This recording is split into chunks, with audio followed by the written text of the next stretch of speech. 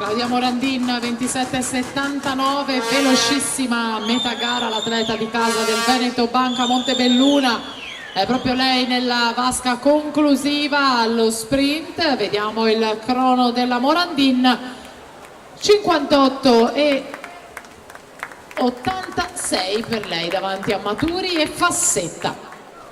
Asia Gabardi in 1, Martina Luderniani in 2, Ianire Casarini in 3, Alessia Cedro in 4, Silvia Salvalaggio in 5, Lisa Cavacece in 6.